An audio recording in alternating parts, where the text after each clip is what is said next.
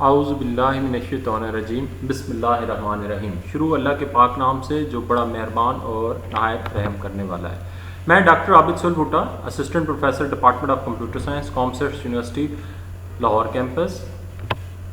आज लेक्चर 9 पे हम बात करेंगे और इसमें जो मेजर चीज़ है वो डेटाबेस का जो टर्म प्रोजेक्ट है जो कि आप लोगों को in the lieu of assignment quizzes दिया जा रहा है उसके बारे में हम डिस्कशन करेंगे। और ये जो प्रोजेक्ट है ये 4 डिलीवरेबल में डिवाइडेड है। First deliverable, second, third and fourth. ठीक है। लास्ट लेक्चर में हम लोगों ने जो पढ़ा था इनहेंस्ड टीआरडी थी, जिसमें हमने जनरलाइजेशन और स्पेशलाइजेशन को देखा था और हमने ये देखा था कि जो इनहेंस्ड टीआरडी है ये बेसिकली यूज होती है to enhance the understanding of system design की अंडरस्टैंडिंग को इनहेंस करने के लिए इनहेंस्ड टीआरडी यूज होती है।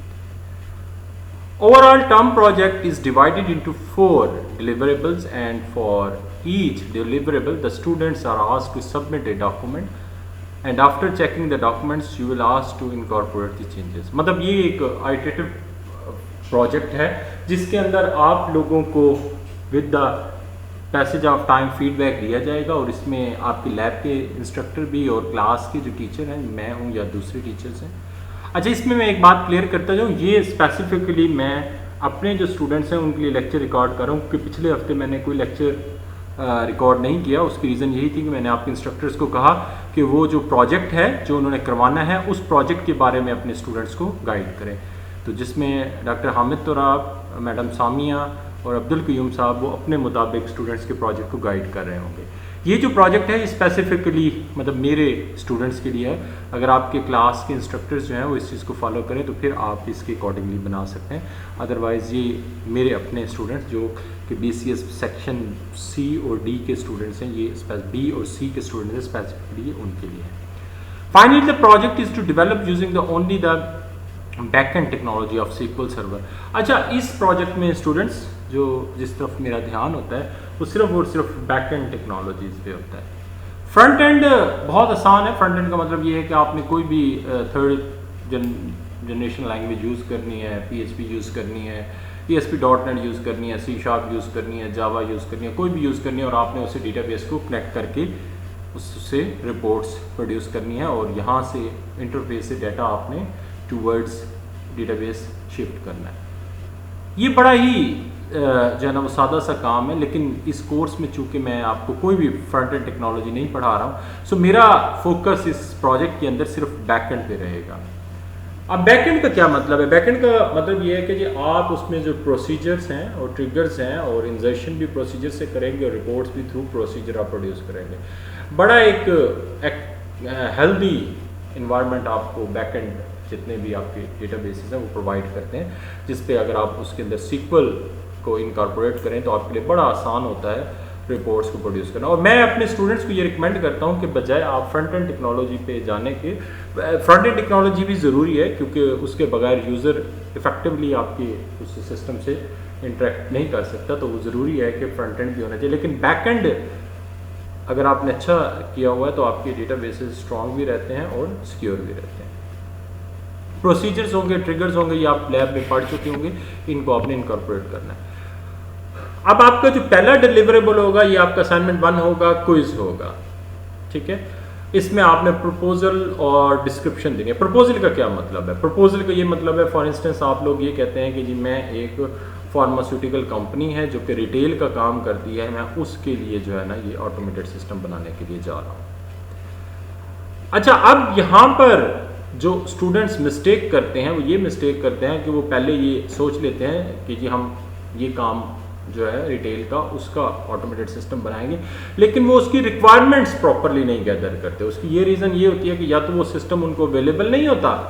तो इसके लिए बच्चों मैं आपको ये रिकमेंड करता हूँ आप सिस्टम वो सिलेक्ट करें जो कि आपके किसी फैमिली मेम्बर का बिजनेस हो। फॉर एग्जाम्पल आपके फादर का कोई बिजनेस है, आपके किसी अंकल का बिजनेस है, आपके किसी मामू का बिजनेस है, किसी चाचू का बिजनेस है, या आपकी किसी करीबी कोई दोस्त हैं जो फार्मेसी पे बैठते हैं, कोई KFC पे बैठता है, कोई किसी होटल पे है, तो आप उससे जाके रिक्वायरमेंट लें। अच्छा, अब ये एक इंटरेस्टिंग फैक्ट है कि जी आप कहेंगे कि सर उनका तो ऑटोमेटेड सिस्टम चल रहा है। भाई उनका ऑटोमेटेड सिस्टम चल रहा है, उसे चलने दो। आपने उसका क्लोन बनाना है, उसके पैरेलल में आपने सिस्टम बनाना है। तो आप ये एज्यूम करें कि भाई इसके अंदर अभी ऑटोमेटेड सिस्टम नहीं है, इसके अंदर एक्टिविटीज़ कैसे एग्जीक्यूट होती हैं। आपने उन एक्टिविटीज़ से रिक्वायरमेंट्स जो है उसको गैदर करना है, और इसको मैं डिस्क्रिप्शन का नाम दे रहा हूँ। Description, textual description. मैंने जब आपको ईआरडी पढ़ाई तो मैंने बताया कि टेक्चुअल डिस्क्रिप्शन क्या होती है। सिस्टम के अंदर जो भी प्रोसेसेस हैं उन सारे प्रोसेसेस को आपने इस तरीके से अंडरस्टैंड करना है और उसको डिस्क्राइब करना है। जब आप उसको डिस्क्राइब कर लेंगे, आप अंडरस्टैंड कर लेंगे कि जिस सिस्टम के अंदर जो है वो ये प्रोसेसेस हैं और इस तरीके से एग्जीक्यूट हो रहे हैं, तो फिर आप उसको टेक्स्ट की फॉर्म में लिख लें। अब प्रपोजल हो गया और साथ आपका क्या हो गया, डिस्क्रिप्शन हो गया।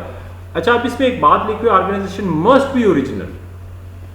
जैसे मैंने पूरी आपको कहानी बताई कि जी ऑर्गेनाइजेशन आपकी क्या होनी चाहिए, ओरिजिनल होनी चाहिए, और स्टूडेंट्स उसको फिजिकली जाके विजिट भी करें, और फिर आप उसकी पूरी एक डिस्क्रिप्शन बना लें। ये डिस्क्रिप्शन आपके लिए बड़ी बेनिफिशियल होगी। आपकी सारी की सारी रिक्वायरमेंट्स उसमें होंगी। मतलब मैं अगर किसी का सिस्टम ब्लाइंडली देखने के लिए जाऊंगा तो मैं उसकी डिस्क्रिप्शंस को देख के, उसकी रिक्वायरमेंट्स को देख के मैं ये समझ जाऊंगा कि सिस्टम काम कैसे करता है। और इसमें एक और चीज़ बड़ी इंपॉर्टेंट होती है कि भाई हर सिस्टम की रिक्वायरमेंट दूसरे सिस्टम से डिफरेंट होती है। कॉमसेट्स का जो सिस्टम होगा ये डिफरेंट होगा पंजाब यूनिवर्सिटी के एजुकेशनल सिस्टम से। एक फार्मेसी का सिस्टम दूसरी फार्मेसी के सिस्टम में कॉमन होता है 70-80%, लेकिन 30% उसमें उनके अपने कुछ प्रोसीजर होते हैं। वो प्रोसीजर आपको अपने टेक्चुअल डिस्क्रिप्शन के अंदर डिस्क्राइब कर। सो इसका मतलब ये है कि जी आप मोहम्मद सदीक एंड सन्स के लिए आप जो है सिस्टम बनाएंगे तो सदीक एंड सन्स की जो जो मतलब आपकी रिक्वायरमेंट होगी उसको आप जो है ना वो कैप्चर आउट करेंगे। डिलीवरेबल 2 बड़ा सादा सा डिलीवरेबल है। इसमें मैं आप लोगों से अक्सर ये चीज़ पूछता होता हूँ कि जी आपने ईआरडी बना ली। अब उस ईआरडी में आप जितने भी रिलेशनशिप हैं वो आप जो है प्रॉपरली डिफाइन करें, और मेरी कोशिश यही होती है आप लोगों को कि आप उसमें ज़्यादा वन टू मैनी रिलेशनशिप रखें, मैनी टू मैनी को ब्रेकआउट कर दें। और ये ईआरडी आप मुझे चेक कराएंगे। अब बच्चे, मैं आपको बता रहा था कि जिन स्टूडेंट्स को ये कोई मसला है तो एक सेशन मेरे साथ रख लेंगे आप लोग, और उस सेशन में जो है ना मैं आपकी ईआरडीज़ को ज़रूर चेक करूँगा। हर स्टूडेंट की ईआरडी, आपकी लैब के इंस्ट्रक्टर भी अवेलेबल हैं, वो भी आपकी ईआरडी, ये आप स्टेप ज़रूर बेट करा लीजिएगा ताकि आपकी आगे जो सिस्टम को डिप्लॉय करने के लिए जा रहे हैं वो आपका सिस्टम बिल्कुल ठीक हो।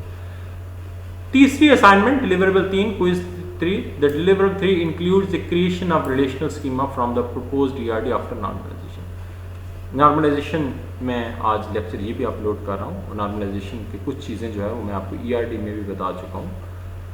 Students are asked to fill the tables.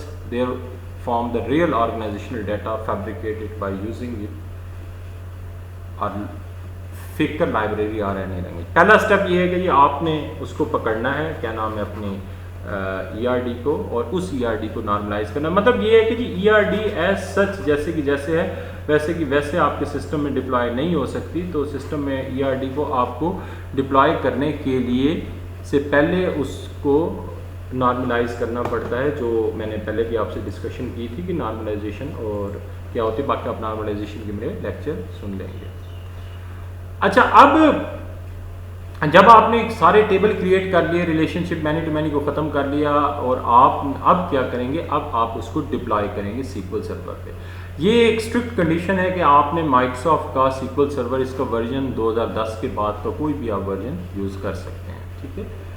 अब इशू ये है कि जी आप लोगों ने करना क्या है, आप लोगों ने अब जो टेबल क्रिएट किया उनके अंदर डेटा इंसर्ट करना है, and this is very interesting thing. इसके लिए आपके पास जो है वो अगर रियल डेटा अवेलेबल है तो आप जस्ट एक्सेल की फाइलों से क्यूरी करें। बल्क की क्यूरी होती है, इंसर्ट की क्यूरी होती है, कॉपी की क्यूरी होती है, ये सीक्वल के अंदर क्यूरीज हैं। उन क्यूरीज के थ्रू डाटा आप मूव कर सकते हैं, या विजिट के थ्रू भी आप जो है वो डाटा मूव कर सकते हैं। अगर स्टूडेंट्स को इनमें मसला होगा तो इसमें मैं कोई ट्यूटोरियल आपका अपलोड कर दूंगा कि how to insert the data in the SQL server, वो मैं आपको अपलोड कर दूंगा, पहली चीज़। दूसरी चीज़ ये है कि जी आपके पास जो भी थर्ड पार्टी लैंग्वेज है या डेटा जनरेटर के टूल्स हैं नेट पे पड़े हुए हैं, जहाँ से आप सिंपल उसको सीक्वल से कनेक्ट करें और ऑटोमेटिकली आप जितनी भी चीज़ें फैब्रिकेट करना चाहते हैं। मतलब क्या है कि आपके टेबल्स के अंदर टेस्ट डेटा फिल होना चाहिए। सो मैं बात कर रहा हूँ किस चीज़ की, टेस्ट डेटा फिल होना चाहिए ताकि आपकी रिपोर्ट्स जो निकले उन रिपोर्ट्स के अंदर डेटा हो। अब इसका वॉल्यूम क्या होना चाहिए? देखो बच्चों, आपके पास जितनी भी एंटिटीज आएंगी उसमें 3 टाइप्स की एंटिटीज होंगी, कंपोनेंट, क्लासिफाइंग, ट्रांजैक्शनल। अब कंपोनेंट में आप जो है वो 100 to 200 रिकॉर्ड्स एंटर करें मिनिमम, ठीक है। क्लासिफाइंग में मेरे पास कोई कंडीशन नहीं है, आप 10 भी ऐड कर लें, 5 भी ऐड कर लें, 50 लिखा हुआ है, 50 से आप कम ही कर लें तो बेहतर है, क्योंकि क्लासिफाइंग में इतना डेटा नहीं होता। हाँ, ये ट्रांजैक्शनल एंटिटीज, भाई आपके सिस्टम में जो भी ट्रांजैक्शनल एंटिटीज होंगी उनमें 500 से 1000 रिकॉर्ड्स आपके इंसर्ट होने चाहिए हर एक टेबल के अंदर, और ये कंडीशन मस्ट है डिलीवरेबल 3 के अंदर, अदरवाइज मैं आपका वो डिलीवरेबल एक्सेप्ट नहीं करूंगा। और आपने प्रॉपर इसका डॉक्यूमेंट भी साथ देना है। डिलीवरेबल 1 का भी, डिलीवरेबल 1 में प्रपोजल डिस्क्रिप्शन होगी, डिलीवरेबल 2 में आपकी ईआर डायग्राम होगी, डिलीवरेबल 3 में आपके पास डेटाबेस का स्कीमा होगा क्रिएट टेबल से, या आप डेटाबेस में डिप्लॉय करके और वहाँ से जनरेट ईआर डायग्राम करके सीक्वल सर्वर से वो दे दें। और ये चीज़ कि ये आपने कौन सा टूल यूज़ किया, अगर आपने लाइब्रेरी यूज़ किया तो लाइब्रेरी का बता दें, और थोड़ा सा एग्जांपल डाटा शो कर दें कि जो हमारे ये ट्रांजैक्शनल टेबल है उसमें ये एग्जांपल डाटा, और ये मैं हर स्टूडेंट का चेक करूँगा कि उन्होंने डेटा कितना इंसर्ट किया। अगर आप डेटा इंसर्ट नहीं करेंगे तो आपकी रिपोर्ट्स जो हैं वो फेक होंगी, रिपोर्ट्स आपकी जो है ना उस तरीके से अंडरस्टैंडिंग में नहीं है। असाइनमेंट 4 एंड क्विज 4, इसका सबसे ज़्यादा जो है ना मैं वेटेज रखता होता हूँ। अच्छा बच्चों, अब है क्या आपके पास? देखो, जैसे सीजो ऑनलाइन में आप देखते हो कि ये आपके अटेंडेंस कितनी पूरी है, कितनी कम है, तो आप सिलेक्ट करते हो रिपोर्ट को, जो बताया था कि 70%, 80%, वो एक रिपोर्ट है। मैं आपके मार्क्स इंसर्ट करता हूँ, वो इंसर्शन की क्यूरी के थ्रू होता है। सिलेक्शन की क्यूरीज जितनी है वो रिपोर्ट जनरेट करती हैं। नॉर्मली बहुत सारे यूजर्स डेटाबेस कैसे होते हैं जिनको हम रिपोर्ट्स प्रोवाइड करते हैं, और जितनी अच्छी से अच्छी रिपोर्ट्स हम उनको प्रोवाइड कर सकते हैं, हम कहते हैं कि उतना वो सिस्टम से ज़्यादा अंडरस्टैंडिंग लेते हैं। रिपोर्ट्स क्या होती हैं? जनरल लेजर हो गए, all invoices data that is used for the SQL procedure. तो आपने प्रोसीजर लिखने हैं कि जी मुझे अगर एक इनवॉइस जो 25 मार्च को सेव हुई है, मुझे वो देखनी है, तो मैं सिलेक्ट करूँगा उस पूरी इनवॉइस को, उसका डेटा 3 या 4 टेबल से आ रहा होगा, तो वह बजाय उसको कि हर दफ़ा मैं क्यूरी लिखूँ, मेरे पास एक प्रोसीजर होगा, मैं प्रोसीजर में सिर्फ इनवॉइस नंबर दूंगा और वो प्रोसीजर जो है वो कॉलअप होगा और वो उस डेटा में से जो है वो निकाल के मुझे रिपोर्ट दिखा देगा। तो मिनिमम आपने अच्छी 5 से 10 रिपोर्ट्स ज़रूर डालनी है ताकि, और उसमें जनरल लेजर क्या होता है आप ज़रा इसको देख लीजिएगा। अकाउंट के लिए जनरल लेजर कोई भी एक ऐसा लेजर होता है जो आप रिपोर्ट की फॉर्म में देखते हैं, और आपके पास ट्रायल बैलेंस होता है, बैलेंस शीट्स होती हैं। इन्वेंट्री के केस में मुझे इन और आउट्स देखनी होगी, मुझे इस वक्त देखना होगा कि इन्वेंट्री में कितनी आइटम एक पेन की पड़ी हुई है, तो वो आप बैलेंस शीट से मुझे दिखाएंगे, ट्रायल बैलेंस से दिखाएंगे, इन्वेंट्री मैनेज करेंगे। आप इन्वेंट्री का टेबल मत मैनेज कीजिएगा, इन्वेंट्री मैनेज करने के लिए आप लोग जो है वो इस तरीके से रिपोर्ट्स के थ्रू उसको किएगा। Every table must have a history table. अच्छा, ये अब मैं आपको अभी बताने जा रहा हूँ हिस्ट्री टेबल क्या होता है। आप हर टेबल को जब क्रिएट करते हैं ना, तो आप उसकी ट्रांजैक्शन जिसके अंदर जो भी कैप्चर होती हैं उसके अंदर उसमें अपडेट डिलीट कि जो ऑपरेशंस होते हैं वो हम ट्रैक रखते हैं अपनी डेटाबेस के अंदर, फिजिकली ट्रैक रखते हैं, ठीक है। इसको ट्रायल टेबल भी कहते हैं कि ये एक स्टूडेंट था, उसका जब डेटा चेंज हुआ तो वो डेटाबेस में उसको स्टोर नहीं कर रहा, तो आपका क्या होता है, डेटाबेस के अंदर एक हिस्ट्री का टेबल होता है, हिस्ट्री के टेबल के अंदर आपकी वो इन्फॉर्मेशन पड़ी हुई होती है, और जिस जिस रिकॉर्ड के अंदर जो जो अपडेट आती है वो आपकी हिस्ट्री टेबल मेंटेन करते हैं। तो आपके पास अगर टेबल 50 टेबल है ना अपने प्रोजेक्ट में, तो आपके जो मेन टेबल है ना, जो ट्रांजैक्शनल टेबल है, उनके आप हिस्ट्री टेबल बनाएंगे, ठीक है। Student needs to create procedure for insertion and also for the different reports and write the triggers where it required. आपने ट्रायल और हिस्ट्री टेबल्स भी क्रिएट करने हैं, और दूसरा आपने जो है जो इम्पॉर्टेंट चीज़ है वो ये है कि जी आपने सारी की सारी रिपोर्ट्स वो इंसर्शन की हैं, इनवाइसेस हैं या रिपोर्ट्स हैं आपकी, वो आपने थ्रू प्रोसीजर्स और ट्रिगर्स आपने प्रोड्यूस करनी है। अच्छा, ये सारे का सारा प्रोजेक्ट का था। अब इस प्रोजेक्ट की डेडलाइंस मैं आपको बता दूं। डेडलाइंस जो हैं ये इस वीक आप इसके डिलीवरेबल 2 और 3 तक मुझे दे देंगे, 4th डिलीवरेबल नेक्स्ट आप वीक में देंगे, जिस पे हम वाइवा करेंगे। सो मेरी एक सजेशन है आप लोगों को, डेडलाइंस हम वैसे ग्रुप में डिस्कस कर लेंगे कि जी आप अगर एग्ज़ाम से पहले कर लें तो ज़्यादा अच्छा होगा, अगर एग्ज़ाम के बाद पे जाते हैं तो चीज़ें जो है ना वो काफ़ी कॉम्प्लिकेटेड हो जाएंगी। लेट्स सी, क्योंकि लैब के भी मार्क्स हमने यहीं से कैलकुलेट करने हैं असाइनमेंट क्विज़ के, और जो आपके कोर्स के असाइनमेंट क्विज़ हैं वो भी यहीं हैं। सो अगर आपको कोई क्वेश्चन हो तो वो आप क्वेश्चन मेरे से सेशन में पूछ सकते हैं, कल मैं सेशन आपके साथ रखूँगा। नेक्स्ट लेक्चर जो अभी मैं अपलोड करने के लिए जा रहा हूँ वो है फर्स्ट नॉर्मल फॉर्म नॉर्मलाइजेशन के लिए। तो तब तक के लिए बच्चों इजाज़त, अल्लाह हाफिज़, टेक केयर।